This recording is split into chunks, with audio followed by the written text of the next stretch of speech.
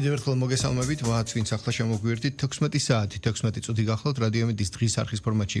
განვაგრძოთ მუშაობას და რადიომედის სტუდიაში საშინაო თუ საგარეო პოლიტიკის მიმოხილვისთვის და გარკვეული ტიპის ანალიზისთვის რადიომედის სტუდიაში ჩვენ ერთიანი ნეიტრალური საქართველოს დამფუძნებელს ბატონ ბიძინა გიორგობიანს მასპინძლობთ. გამარჯობა. გამარჯობა. მადლობა სტუმრობისთვის. მადლობა მოწვევისთვის.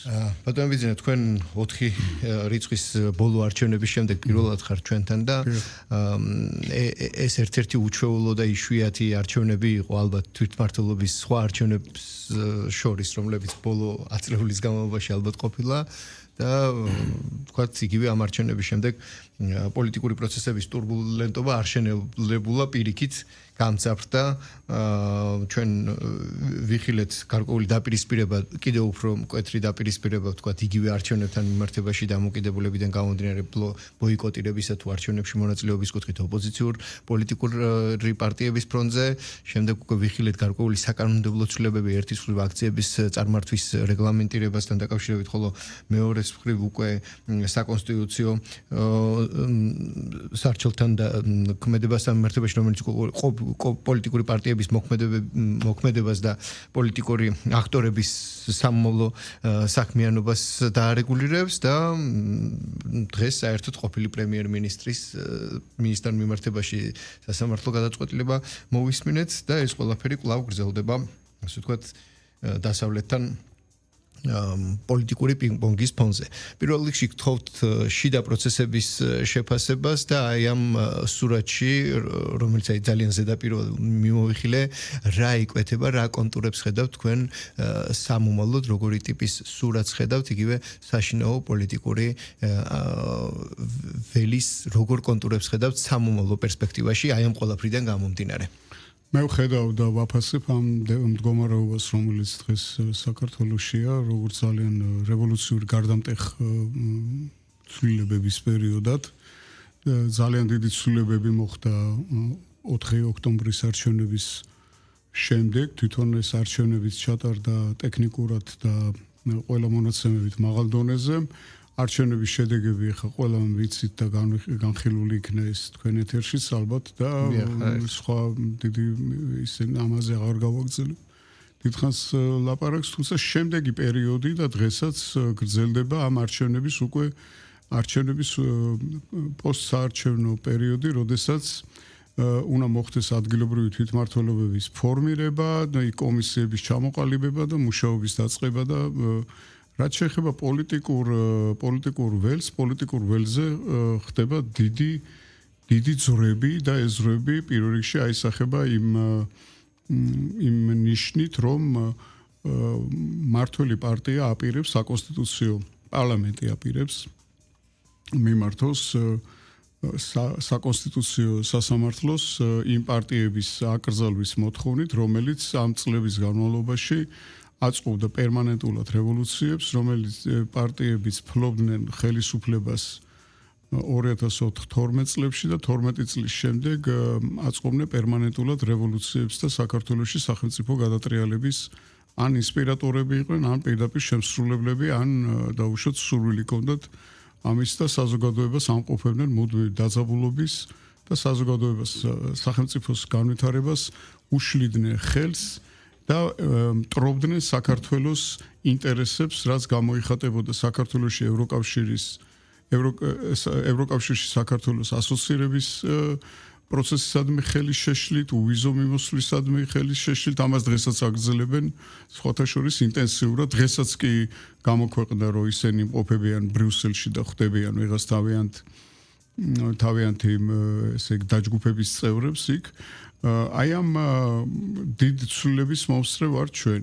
ამ დიდ ცვლილებებს დაემთხვა ის, რომ მოხდა პოსტსაბჭოთა მენტალიტეტის მქონე ადამიანების მიუხედავად იმისა, რომ ასაკობრივად ისინი პატარები იყვნენ საბჭოთა კავშირის დროს, მაინც გადმოყოლილი აქვთ მათ ის რაღაცა ტრადიციებიდან ეტყობა, ყალბი ტრადიციებიდან, რომ თანამდებობის დროს უნდა რაღაცა უნდა გააკეთო ისეთი, რომ მე შენმა თელმა სანათესა უნდა თელმა შენმა შთამომავლობა მაღარი მუშაობს და იყვნენ უზრუნველყოფილი და აი ესეთი ნაბიჯები გადადგა ყოფილმა პრემიერ-მინისტრმა, რომელიც ორჯერ იყო საქართველოს პრემიერ-მინისტრი, ის თვითონ აღიარებს ამ ბრალდებას და ეს იყო ძალიან დიდი შოკი პარტიის მხარდამჭერებისთვისაც, მთელი საქართველოსთვისაც, მაგრამ მე ამ საკითხს უყურებ ცოტა სხვანაირად, მე ამ საკითხს უყურებ ისე, რომ ქართული სახელმწიფო დღეს და სახელმწიფოს ინსტიტუტები იმდენად ძლიერია, რომ ძალუც საქართველოს დამოუკიდებლად გარედან ჩარევის და გარედან მხილების და რაღაცა გარკვეული გამოძიების, საერთაშორისო გამოძიებების გარეშე საკუთრივ საქართველოს ინსტიტუტებს შეუძლიათ, რომ დამოუკიდებლად აღკვეთონ ასეთი დიდი დანაშაული სახელმწიფოს წინაშე, ქართველიერის წინაშე და გაუმკლავდნენ ამ დიდ გამოწვევას და ეს იქცევა, მე ვფიქრობ, არა მარტო როგორც ბანალურად ამბობენ, რომ ეს მაგალითი იქნება სხვებისთვის და ასე შემდეგ, არამედ ეს იქცევა დიდ შემოbrunების წერტილად, დიდ გარდატეხის წერტილად, საიდანაც იქნება ათვლილი საქართველოში ამ არამხოლოდ კორუფციის წინააღმდეგ ბრძოლა, არამედ ეს იქნება ახალი თაობის პოლიტიკოსების რევანში იმ ძველ პოსტსაბჭოთა მენტალიტეტის მქონე პოლიტიკოსებზე, რომლებიც მაინც ჩასაფრებული ელოდებია, როდის მიეცემათ მათ საშუალება, რომ აი ესეთი მსგავსი ქმედება ჩაიდინონ. ეს არის დიდი შემოbrunების წერტილი და რაკიღა საქართველოს აღმოაჩნდა ქვეყანა, სახელმწიფოს აღმოაჩნდა იმის ზალა, რომ თავისი საშუალებებით გაუმკლავდეს ამას და აღმოფხრას ესეთი დიდი დანაშაული, ეს გარკვეულწილად იქნება რაღაც განსაწმენდელივით საქართველოს მომავლისათვის. ვინაიდან საქართველოს როგორც ვხედავთ ჩვენ, აქვს ძალიან დიდი პერსპექტივა, სულ რამოდენიმე ხნის წინ, ერთი დღის წინ დასრულდა საქართველოში ეს შუადერეფნის აბრეშუმის გზის ფორუმი, რომელსაც წარმოიდგინეთ თქვენ 2000 დელეგატი ესწრებოდა მსოფლიოს სხვადასხვა ქვეყნიდან, ეს მოწმობს 70 ქვეყანა იყო. ეს მოწმობს საქართველოს მომავლის პერსპექტივას და ამ პერსპექტივას არ ექნებოდა ისეთი აღიარება და ეს პერსპექტივა ვერ იქნებოდა რეალიზებული თუკი საქართველო არ იქნება კორუფციისგან თავისუფალი, თუკი საქართველოში არ იქნება ძალიან ნათლად ჩამოყალიბებული ეკონომიკური პოლიტიკა და არ იქნება დამოუკიდებელი სასამართლო და ასე შემდეგ. როგორც ხედავთ, ჩვენ ამ გზაზე ვდგევართ და მე ძალიან ოპტიმისტურად ვარ განწყობილი მინდა გითხრათ. გასაგებია. ჩვენი შიდა პოლიტიკური პროცესები არ მიმდინარეობს თქვათ დასავლეთის შეფასებების და ორმხრივი პოლიტიკური უკვე გარკვეული ხმამაღალი განცხადებების გარეშე და ეს ყველაფერი იმ ფონზე, რომ მიგივე დასავლეთთან მიმართებაში ტრამპი თავის უკვე გაცხადებულ პოლიტიკას ახორციელებს და როგორც ჩანს დღეისთვის ვაშინგტონის ბევრი კონტინენტის ურთიერთობების ერთ-ერთი წყალგამყოფი სივრცე არის უკრაინაში მიმდინარე საბრძოლო მოქმედებები. სადაც ჩვენ არაერთხელ ნახეთ შეფასებები, მოვისმინეთ გარკვეული შეფასებები და ამ მხრივ საინტერესო არის ის დეტალი, რომელიც უკავშირდებოდა მორიგ შესაძლო შეხვედრას ტრამპსა და პუტინს შორის და აქაც ამაზეც არაერთხელ ვისაუბრია უკვე ანალიტიკოსებთან, რომ როგორც ჩანს შემთხვევითი არ იყო არჩევა ადგილისა ბუდაპეშტი, რომელიც ერთის მხრივ ევროკავშირშია, მაგრამ ორბანის პოლიტიკისთვის ეს მნიშვნელოვანი ვთქვათ, ქულები იქნებოდა, მაგრამ ევროკავშირისთვის გარკვეული სიგნალი, რომ პროცესი ევროპაში მიმდინარე პრობლემების გადაჭრისა მიმდინარეობს მათი განსაკუთრებული ჩარევის გარეშე და მით უმეტეს უკრაინის მეზობელი სახელმწიფოა. თუმცა როგორც ჩვენ გავიგეთ, ტრამპის განცხადებისგან ეს გადადებულია ეს შეხვედრა და ეს კიდევ ცალკე განხილვის თემა, მაგრამ საუბარი მიმყავს საით. იგივე ორბანი, რომლის პარტიამაც ასევე დაიწყო უკვე წინასაარჩევნო მოქმედებები იქ თუ არ მშვიდობის მარშის სახელით მოქმედი პარტიის მხარდამჭერი ძალიან დიდი მსვლელობა გაიმართა და თავის ამორჩევლებთან მიმართვისას ორბანი ამბობს ასეთ რამეს, რომ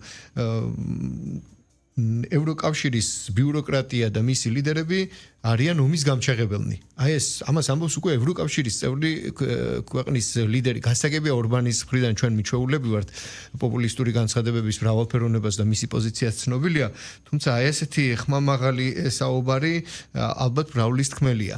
მე გავაერთიანებ ასე ვთქვათ კომპლექსურად რომ დაგიტოვოთ თქვენ განხილვის დრო აი ამ კითხვების ერთობლიობას როგორ ხედავთ რა დინამიკას ატყობთ რა პერსპექტივას ხედავთ ვაშინგტონისა და ბრიუსელის პოლიტიკური კომუნიკაციის რა ფორმებს ხედავთ პერსპექტივაში, იმიტომ რომ თუ ასე არის და დღეს ასე ჩანს, რომ იქ თალსახად კონსერვატიზმია და აქ როგორც ისინი ამბობენ, ლიბერალიზმის უკანასკნელი ბასტიონია, პერსპექტივაში ეს ყველაფერი როგორ გაგრძელდება, იმიტომ რომ კიდევ ერთხელ ვამბობ და ეს კითხვა პირველად არ გისვამთ, ასე ვთქვათ, თქვენ და სხვისთვისაც დამისვამს, რომ მათი ურთიერთობები ცალსახად აირეკლება ჩვენთან პოლიტიკურ დიალოგში და ფორმაზე. ესე იგი, საქმე იმაშია, რომ ევროკავშირში აშკარად შეინიშნება ეროზია, ევროკავშირის ეროზია და რაღაც დაჯგუფებები არსებობს უკვე სახელმწიფოების, რომლებიცაც აერთიანებთ საერთო ინტერესები და აქ ევროკავშირი უკვე მეორე პლანზეა, მათი ინტერესები უფრო საკუთარი ქვეყნების ქვეყნების ჯგუფის ინტერესები ერთობლივეს, ჩრდილოეთ ევროპის ქვეყნები, ბალტიის ზღვის ქვეყნები, სკანდინავიის ქვეყნები, პოლონეთი, ნაწილობრივ პოლონეთი, მაინც ნაწილობრივ და ბრიტანეთი. ასე აქ არიან იმ სამეულის წარმომადგენლები, რომლებიც აი მატარებლის ვაგონში რომ რაღაც უსაქციელობაზე რომ შეუსწრო ჟურნალისტმა კოზებს და იმას რომ ალავდნენ იქ რაღაც ნივთიერებებს. თვითონ ეს პოლიტიკური ლიდერები არიან სარგებლობენ ძალიან დაბალი რეიტინგი თავიანთ ქვეყნებში. თქვენ ხედავთ რომ ყოველდღიურად თითქმის გვესმის ჩვენ ის რომ რამადამ წარმომადგენელმა რომლის გვარიც ხშირად გვესმოდა ხოლმე ჩვენ ქართულ პოლიტიკაში ჩარევაზე რო წააგო არჩევნები მისმა პარტიამ ესა და ეს ვეღარ გახდა ვიოლა ფონ კრამონი გახსოვთ აქ მიტინგებზე რო იდგა ხოლმე ვიოლა ფონ კრამონი თვითონაც და მისი პარტიაც არიან აბსოლუტურად დამარცხებული და ვარსად აღარ ისინჯება მათი პულსი და ასე მოდის ყველა სხვა პარტიებზეც არის ქვეყნების ჯგუფი რომელიც განსაკუთრებით გამოირჩევა ევროკავშირში უფრო სუვერენული მიდრეკილებების და სუვერენული უფლებების დამცველი საკუთარი სახელმწიფოს ინტერესების დამცველი ეს არის უნგრეთი, სლოვაკეთი და ძალიან საინტერესო მომენტია ხორვატიის აქ ვინაიდან ეს არის ყოფილი უძლიერესი იმპერიის ავსტრო-უნგრეთის შემადგენელი ნაწილები სლოვენიაც მათ შორის და ჩეხეთი რომლებიც სხვანაირად უყურებენ ევროკავშირში მიმდინარე პროცესებს და სხვანაირი დამოკიდებულება აქვთ ბრიუსელთან ვიდრე იმ ქვეყნებს რომელიც მე თავიდან ჩამოვთვალე ბალტიის ქვეყნებს და სკანდინავიის ქვეყნებს დღეისათვის ბრიუსელის ბიუროკრატია ფაქტიურად არის ბალტიის ქვეყნების და სკანდინავიის ქვეყნების მძევალი თავის საგარეო პოლიტიკაში ეს იმდენად ცხადია, რომ ამას რაღაც ისეთი განსაკუთრებული რაღაც მაგალითების მოყვანა არც ჭირდება, თუ მაინც და მაინც გვინდა რომ მაგალითი მოვიხმოთ, ამისი მაშინ გავიხსენოთ აი სულ რამოდენიმე ერთი კვირის წინ აქ ფინეთის საგარეო საქმეთა მინისტრის სტუმრობა რომელიც ეუთოს თავმჯდომარე ქვეყნის ეუთოს სტატუსით თავმჯდომარის სტატუსით იმყოფებოდა თბილისში და რომელიც მონაწილეობდა ქუჩის გადაკვეთვაში ისე როგორც 2024 წლის არჩევნების პერიოდში საგარეო საქმეთა მინისტრები ჩამოდიოდნენ აქ შვედეთის ფინეთის და ასე შემდეგ პარლამენტარები გერმანიის ბუნდესტაგის კომიტეტის თავმჯდომარე და ასე შემდეგ ანუ ეს მათი მოქმედების მათი გავლენის ქვეშ იმყოფება და მათი კუბილიუსი ეს ყოველად ოდიოზური და იუმორისტული ფიგურა არის ევროკავშირის თავდაცვის კომისარი წარმოგიდგენია თქვენ რა მდგომარეობაში ევროკავშირი აქედან გამომდინარე ევროკავშირი არის ძალიან ისეთი უკვე აღარ არის იქ ერთიანი პოლიტიკა, რომელიც ყველა სახელმწიფოს აკმაყოფილებს და იმიტომაა, რომ ორბანის საწინა საარჩევნო ეს გამოსვლაც, რომელიც ახლა ალბათ დაინტერესებულმა პირებმა ყველა მიხილა, როგორ რა მიმართვა გააკეთა მან ორბანის მიმართვა არაფრით არ განსხვავდებოდა დღევანდელი საქართველოს პოლიტიკური ლიდერების განცხადებებისაგან ბრიუსელის მიმართ. ვინაიდან იქ ზნობენ, რომ რა მდგომარეობაშია ბრიუსელი, ვის მძევლად არის და რა არის ევროკავშირის მომავალი თუ ისინი ეკონომიკური სიუხვის და ეკონომიკური თანამშრომლობის გაერთიანების ნაცვლად გადავიდნენ ბოლომდის გადავლენ მილიტარისტული გაერთიანების ევროკავშირის როგორც რაღაც სამხედრო დაჯგუფების რელსებზე, რომლის დანიშნულებაც იქნება რომ საკუთარი ეკონომიკის ხარჯზე შეიძინონ იარაღი ამერიკის შეერთებული შტატებისგან და ამ ამერიკის შეერთებული შტატებისგან შეძენილი იარაღით უკრაინელი ჯარისკაცების ხელით იომონ რუსეთის წინააღმდეგ უკრაინის მიწაზე. აი ესეთი სურათი იკვეთება. და ამას ახლა ყველა ხედავს, ყველა საღათ მოაზროვნე და ყველა ესე იგი პოლიტიკოსი, რომელიც საკუთარ მოქალაქეებს არ ატყუებს. ბატონო ბიზნეს თქვენის ნებართვით აკვე ჩანართის სახით ინფორმაციისთვის პირველად არ მოგვისმენია ინფორმაცია, რომელიც ქვეყნება ევროკავშირის ბალტიის ქვეყნების მხრიდან და სკანდინავიური სივრციდან, რომ თქვათ რუსეთის სამხედრო თვითმფრინავებმა თუ სამოქალაქომ საჰაერო სივრცე დაარღვეს და ახლა აგერ ფონ დერ ლაიენის ინიციატივა ადრე რომელზეც ითქვა, ახლა უკვე ხმამაღლა გაცხადა, რომ ფიქრობენ დრონების ქოლგა შექმნან აღმოსავლურ ფლანგზე ევროკავშირისა. ხო, ეხლა ეს ხო არასერიოზულია რა დრონების ქოლგა ისრაელი თქვენ სამხედრო მიმართულებაზე ახსენეთ ამიტომ ისრაელი რომელიც 10 წლების განმავლობაში აშენებდა ამ რკინის გუმბათს თქვენ ნახეთ რომ ესეთი გუმბათები და ეხლა ამერიკის შეერთებული შტატები აპირებს ოქროს გუმბათს და ასე შემდეგ ეს არის ცოტა უფრო სხვა საკითხებთან დაკავშირებული ისეთი საეჭვო წამოწყებები ეხლა რა დრონების ფარდა რის დრონების ფარდა Ursula von der Leyen მათ ცოტა სხვა ფარდები რომ მოიხურო, იქ ჯობია, იმიტომ რომ ძალიან ბევრი რამე ჩანს უკვე ზედაპირზეც ევროკავშირში, თუნდაც საქართველოსთან ურთიერთობას თავი დავანებო, თვითონ ერთი კვირის წინ კი არა, დაახლოებით 10 დღის წინ გააკეთა, მან გამოიტანა Ursula von der Leyen-მა გამოიტანა ეს საკითხი განსახილველად ევროკავშირში სავალდებულო წევრებისათვის და კანდიდატი ქვეყნებისათვისაც LGBTQ+ პოლიტიკა 2026-დან 30 წლამდე, რისთვისაც ჩვენ იცის საზოგადოებამ რომ მივმართეთ ხელისუფლებას, რომ გქონდეს მკაცრი რეაქცია ამაზე იმ თვალსაზრისით, რომ ჩვენ მოვითხოვთ, რომ ჩატარდეს რეფერენდუმი საერთოდ.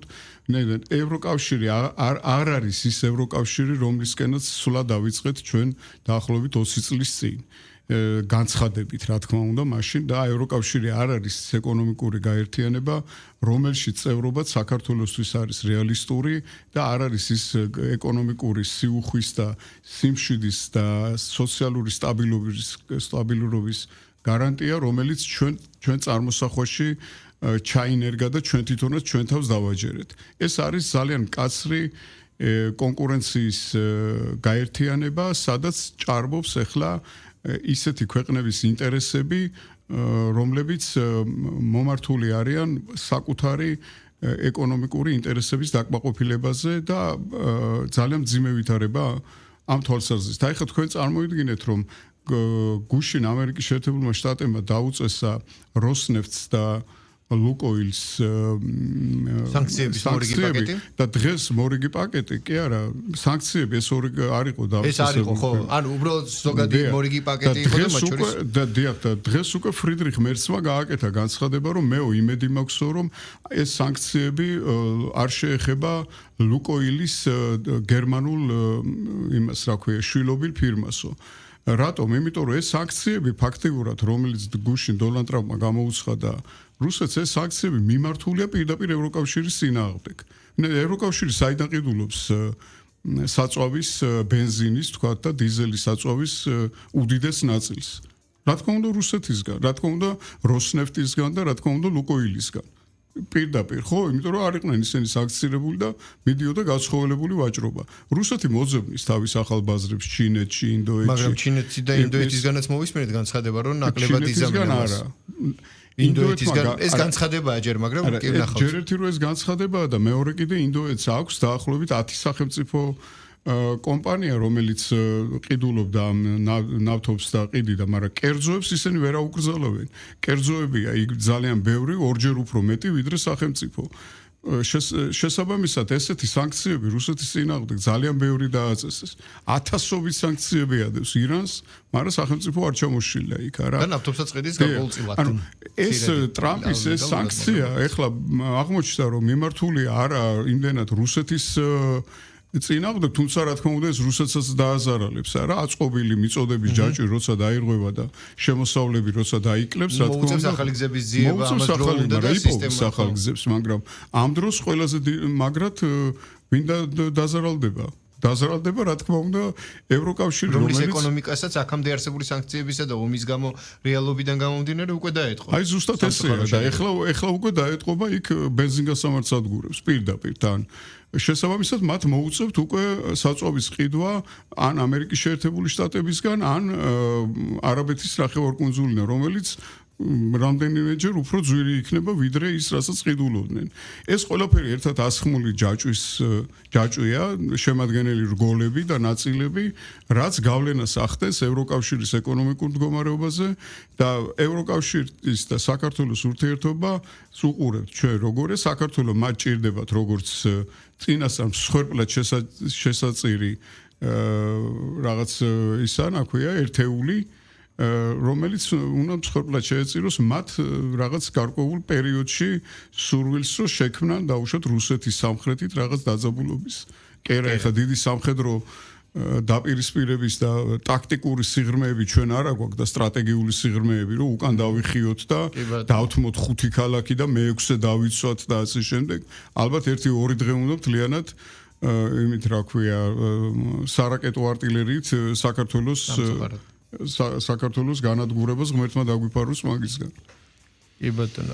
სამწუხარო რეალობა და მოცემულობაა და ჩვენ რომ ამ მიმართულებით დავინახოთ ჩვენი გეოპოლიტიკური მომავალი, ამ მიმართულებით დაგისვამთ კითხვას. დღეს გაერთიანებული ერების ორგანიზაციის მე-80-ე საიუბილეო სესია იყო და ზოგადად ეს კიდე ცალკე თემაა, გაერთიანებული ერების ორგანიზაცია დღეს რამდენად ეხმიანება და შეესატყვისება თანამედროვე ქვეყნების მოთხოვნებს, ეს ცალკე თემაა, ეს თქვა საერთაშორისო ინსტიტუციის რუდიმენტია თუ აქვს კიდე საშუალება რომ არსებობდეს, ეს ცალკე განხილვის საგანია, მაგრამ იქ ჩვენ მოვისმენთ ტრამპის განცხადება იყო გამთენიისას და ბევრ რამეს გამოეხმაურა და მთავარ გამოწვევებად გლობალური თვალსაზრისით მან კლიმატის ცვლილება, არალეგალური მიგრაცია და ომები დაასახელა. ძალიან უცნაურია ტრამპის განმარტება. თან კლიმატის ცვლილება, აი განსაკუთრებით ამ ხრივ ესე იგი თვითონ ეს კლიმატის ცვლილება არის რაღაც რბილი ძალის ერთ-ერთი ინსტრუმენტი, რომელი ინსტრუმენტის გამოყენებითაც პირველი დიდი დარტყმა მიაყენეს გერმანიას, როდესაც ის აიძულეს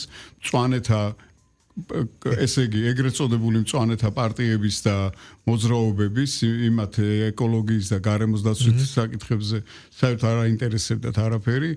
მათი მოქმედებებით გერმანიაში მიაღწიეს იმას, რომ გერმანიამ გათიშა 2000 რომელი წელი იყო, ბოლო დიდი ზეიმი იყო, რომ აი ბოლო ნახშირის ბოლო ნახშირის საბადო რო დაიხურა, მაშინაც ზეიმი იყო რურის იმაში აუზში.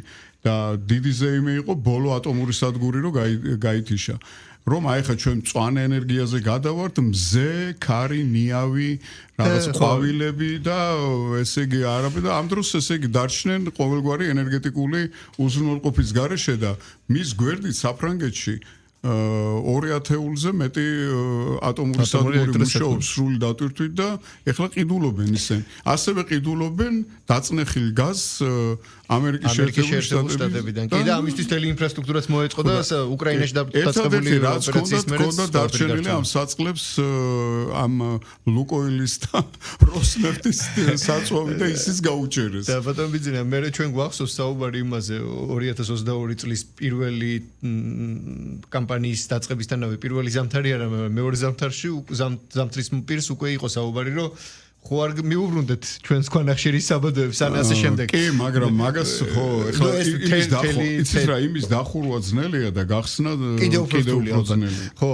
მაგრამ მე კითხვა საით მიმყავდა რომ ამ ომების დასრულების თვალსაზრისით მან ყურადღება გაამახვილა ვიცით ისრაელთან მიმართებაში და ისიც ცალკე პრობლემაა და უკრაინაზე. ცალსახადა ფაქტია და ალბათ არ ვცდები რომ უკრაინაში მიმდინარე პროცესის დასრულების საბოლოო ფორმაცია არ იქნება მხოლოდ ლოკალურად ასახული უკრაინაზე, მის ფორმაზე, არამედ ზოგადად აისახება გეოპოლიტიკური ახალი გადათამაშების თავარ სქემაზე, გამოჩნდება გეოპოლიტიკური ახალი სურათი, სხეული და ამ სივრცეში ჩვენ სად ვიქნებით, ეს ყველაზე მნიშვნელოვანია.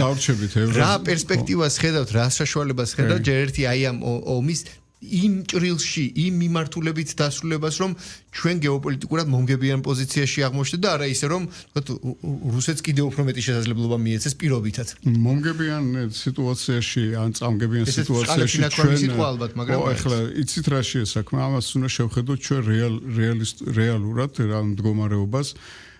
ეს ომი, რომელიც მიმდინარეობს ევროკავშირში ევროპის ტერიტორიაზე, ევროკავშირის და ნატოს და რუსეთის სამხედრო ბლოკს შორის ეს არ ყოფილა ომი, როგორც თავიდან ამბობდნენ, რომ ეს არის არაპროვოცირებული ომი და ასე შემდეგ. ხო, მას შემდეგ რაც ტრამპის ადმინისტრაციამ დაადასტურა, რომ ეს ომი არის ბაიდენის ინსპირირებული, ბაიდენის ადმინისტრაციისგან ინსპირირებული ომი და პროქსი ომი, რომელიც მიმდინარეობს დასავლეთ ნატოს ბლოკსა და რუსეთს და ჩინეთის კავშირს ერთობლივ ალიანსს შორის უკრაინის ტერიტორიაზე, რასაც საქართველოს ძალიან შორსჭრეტელი და გონივრული პოლიტიკით საქართველოს გვერდი აუარა და თავი დაიცვა ამ ომში ჩართვისაგან. მე ვფიქრობ, რომ ეს ამ ომის დასრულება ვერ მოხდება ისე რომ დაუშვათ ერთ დღეს ვინმე ჯადოსნური ჯოხი დაიქნოს, ეს იქნება ეტაპები. მე ომი მიდის დასასრულისკენ, როგორც ჩანს და ყველა მონაცემი ამაზე მეტყველებს, იქ რაღაც ისეთი იარაღის მიწოდება, რომელიც რუსეთის სიღრმეებში დაბომბავს და რაღაცა მე ვფიქრობ, რომ არ მოხდება ეს, მაგრამ ეს ომი ნელ-ნელა ნაბიჯ-ნაბიჯ წავა დასრულებისკენ და ვფიქრობ, რომ უნდა მოხდეს რაღაც გარკვეული ახალი წესრიგის მანიშნებელი ისეთი რაღაც ფორმირება ევრაზიის კონტინენტზე. ეს ომი კიდევ უფრო შეიძლებოდა რომ გაგრძელებულიყო, რომ არა ტრამპის გამარჯვება საპრეზიდენტო არჩევნებში ამერიკის შეერთებულ შტატებში რა. მე ვფიქრობ, რომ ალბათ ერთ წელიწადში რაღაც დაახლოებით უნდა დასრულდეს ეს. ან დასრულების დასაწყისი იქნება. ან დასრულების დასაწყისი. ესეთი რაღაც მის სიტყვებს დიდ მნიშვნელობას რომ მივანიჭებ. ეს გასაგები, ეს უკვე გავიგეთ. და ციფრებს რო ასახელებს, რაღაცას რო ამბობს, ეს მთავარია რა ნაბიჯებს დგამს და ის დგამს რაღაც ნაბიჯებს. მას უნდა დიდი ხელშეკრულებების გაფორმება და დიდი წესრიგის მოყვანა ჩინეთს, ამერიკის შეერთებულ შტატებს, რუსეთს და ინდოეთს შორის. ჩვენ სად მოვყვებით, აქ მოვყვებით, ჩვენ შორს ვერსად ვერ წავალთ. ჩვენი გონება სუსტი და აჩემებული იდეების მქონე ადამიანები, რომლებიც ამბობენ, რომ აი ჩვენ შინ ევროპაში და რაღაც, ჩვენ კავკასიიდან ვერსად ვერ წავალთ, ჩვენ აქ არც არსაიდან არ მოვსულ ვართ და ვერსად ვერ წავალთ და არც წავალთ. ეს არის ჩვენი ქვეყანა, ჩვენ ათასობით წელი აქ ცხოვრობ და უნდა გავაგრძელოთ ჩვენ აქ ცხოვრება და ჩვენი ქვეყნის კეთილმოწყობა და ისეთი ქვეყნა ჩამოყალიბება, რომ სხვებსაც მოუნდეთ აქ ცხოვრება, არათუ ჩვენებს სადმე წასვლა. ეს ჩვენი ადგილი ჩვენი რო განსაზღვროთ, ჩვენი ადგილი განსაზღვროს ჩვენმა წინაპრებმა სისხლი დაიცვეს ეს ადგილი საცხოვრებლად. და აგერ ნახეთ თქვენ აბრეშუმის გზის ფორუმზე რამდენი ხალხი იყო ჩამოსული და რა დიდ მნიშვნელობას ანიჭებენ საქართველოს მდებარეობას და საქართველოში იმ არსებულ ჯერჯერობით არსებულ მდგომარეობას, რომელიც გვაქვს და ჩვენ ეს მდგომარეობა უნდა გავაუმჯობესოთ. ეს არის ჩვენი დანიშნულება. ჩვენი ძალიან დიდი სავაჭრო და სტრატეგიული პარტნიორი შეიძლება რომ იყოს პირველ რიგში ჩინეთი, რომელსაც აქ ამოუწურავი შესაძლებლობები და მათი მომავალი ძალიან კარგია, მე ასე ვფიქრობ და ასე ვაფასებ და ჩვენ უნდა გავაღრმავოთ სტრატეგიული კავშირი და სტრატეგიული ურთიერთობები აზერბაიჯანთან, თურქეთთან, სომხეთთან და რამენაირად უნდა მოხდეს მომავალ მომავალ რაღაც გარკვეულ პერიოდის შემდეგ საერთო ინტერესების გამოხატვა საქართველოს ტერიტორიული მთლიანობის აღდგენის ფონზე გრძელვადიან პერსპექტივაში რუსეთთან. აი ეს არის ჩემი წარმოდგენა თუ რა ადგილი გვეკუთვნის ჩვენ მომავალში, როდესაც ეს ახალი მსოფლიო წესრიგი ჩამოყალიბდება. რაც შეეხება იმ გაერთიანებული ერების ორგანიზაციას, რომელიც ჩამოაყალიბეს რუზველტმა და სტალინმა, ეს ორი გენიალური ისეთი ადამიანი, რომლებმაც მაშინ მეგა შესაძლებლობების ადამიანები სხვათა შორის ამ ორგანიზაციის მომავალს ძალიან ხშირად უსვამენ ხაზს რუსეთის და ჩინეთის ლიდერები და თუ დაუშვათ მოხდება მისი რაღაც გადაფორმატირება და ახალ წესრიგში მოყვანა ხო რა კარგი, თუ არა და დღევანდელი იმით მონაცემებით ის რაღაც საერთოდ ფაქტიურად ანაქრონიზმია უკვე. ხო, თუ არა და ეგერ შანხაის ფორმატის მსგავსი სივრცეები შეიძლება ახალი პლატფორმის არ არის გამორიცხული, არ არის. ან ესეთი პლატფორმების ერთობლიობა. ხო, ნუ რაღაცას ამ ხრივ ვგულისხმობ, იმიტომ რომ მარტო ეს არ იქნება.